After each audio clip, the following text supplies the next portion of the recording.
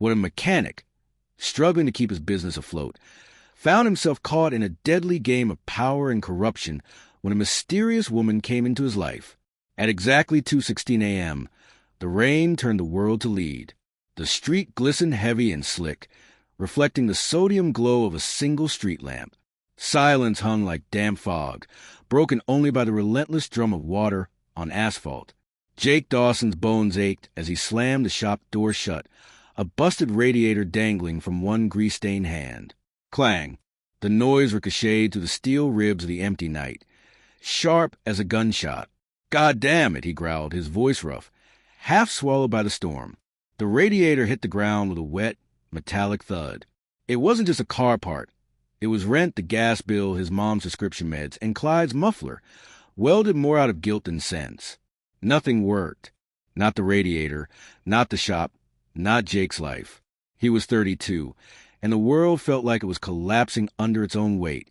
Then a different sound, not mechanical. Something human. Wet, sick, final. A muffled thump from the alley. Jake's head snapped up, instinct pulling him forward before his brain caught up.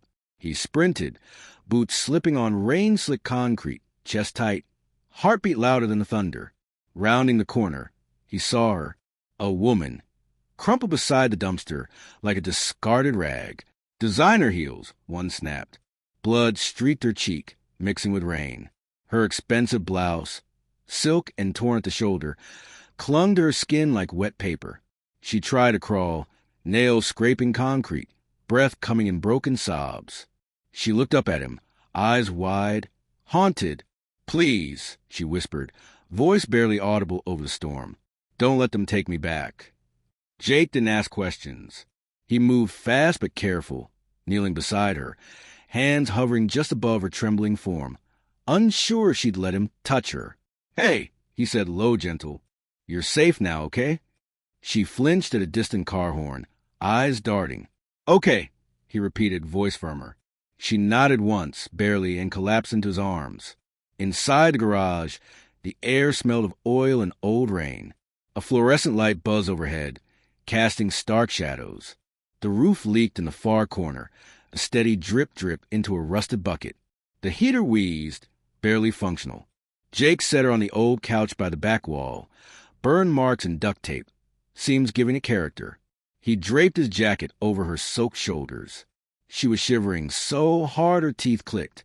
"I'm Jake," he said, crouching in front of her. She didn't answer at first. Then a whisper, "Olivia." Her voice was polished but cracked, like fine china dropped one too many times. "You hurt anywhere?" he asked. A pause. She touched her temple, wincing. "My name's Olivia," she repeated, as if grounding herself. Jake grabbed the first aid kit, working in silence. He cleaned the blood from her cheek with slow, deliberate care. She flinched when he dabbed near her temple. "Someone did this to you?" he asked. A flicker in her eyes, pain, shame, fury. She nodded. "I can call someone," he offered. "No." Too fast, too sharp. "You can't." Jake sat back on his heels. The storm outside sounded like applause, heavy and relentless. Then, quietly, Olivia spoke. "I jumped out of the car. They were taking me somewhere. I don't know where. I just knew I had to run." Jake didn't know what to say, but something in his face must have been enough because she didn't look away. "My family's rich," she said, bitter, "powerful, which means they can do whatever they want." She pulled his jacket tighter around her shoulders, her lip trembling. "They call it a wellness retreat, but it's a prison. It's legal, Jake. All of it." He swallowed, hands curling into fists on instinct. "Your father owns half this damn city," she added. "Then why the hell are you here?" he asked. A tan paw and a hollow smile. "Because I said no. Once. To the wrong person." They sat in silence. Jake handed her a cup of terrible coffee. She drank it like it was the first warmth she'd felt in days. "You live here?" she asked, voice quieter now. "Pretty much," he said. "You fix things?" "Try to." Her eyes met his. "Even people?" Jake looked down at his hands. Grease under his nails. Skin cracked, thumb bandaged from a wrench slip. "I don't think people can be fixed," he said. Maybe we can hold each other together long enough. Around 4 a.m., a black SUV rolled past a garage. Headlights off, tinted windows. Jake saw it through a gap in the curtain.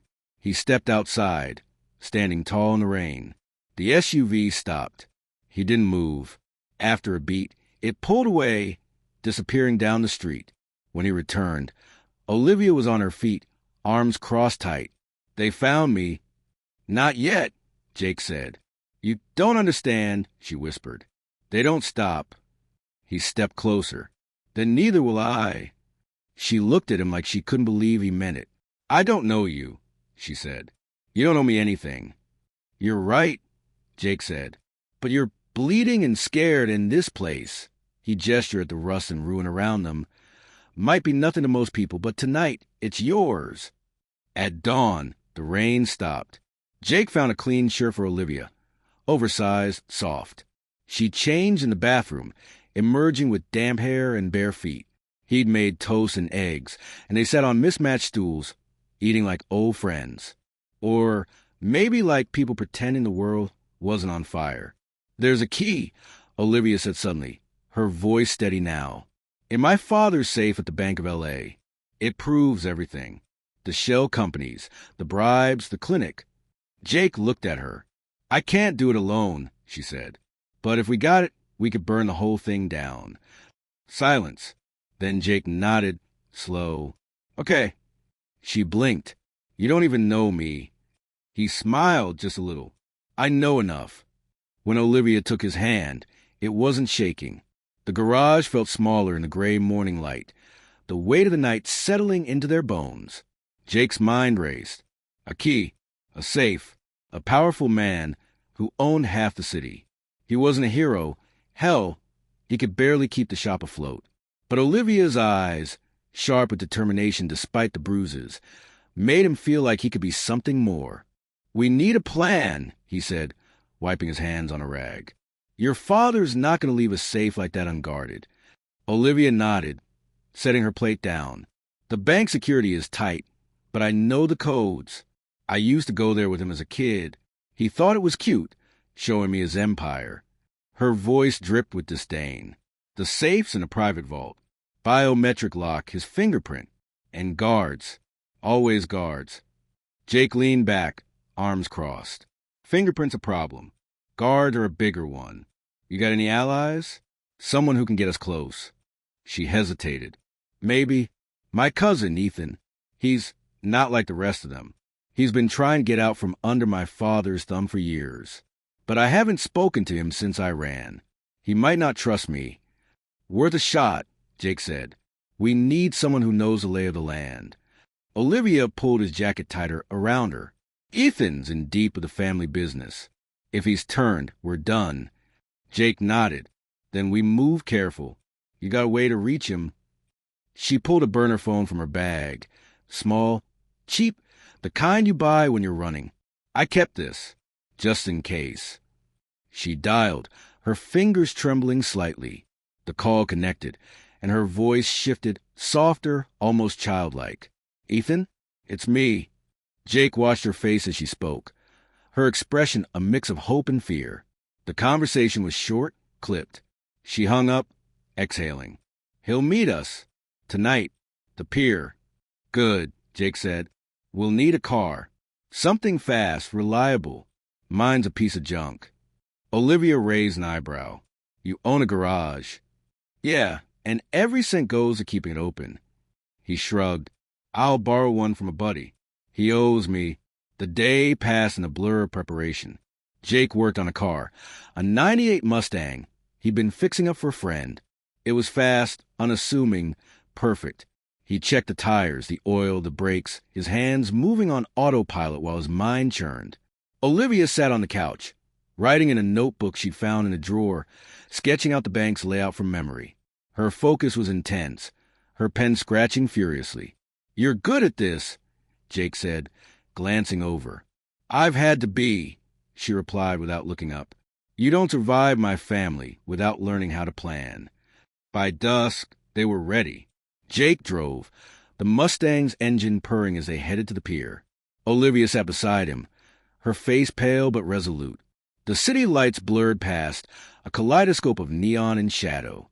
The pier was quiet, the air thick with the scent of salt and decay.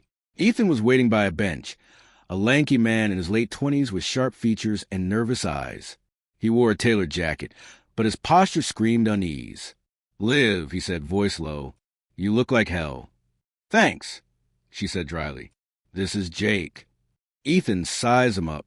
"You trust this guy?" "With my life," she said, and Jake felt a strange warmth in his chest. Ethan sighed. "You're insane, you know that? Going after Dad's safe? He'll bury you." "He's already trying," Olivia said. "You in or not?" Ethan ran a hand through his hair.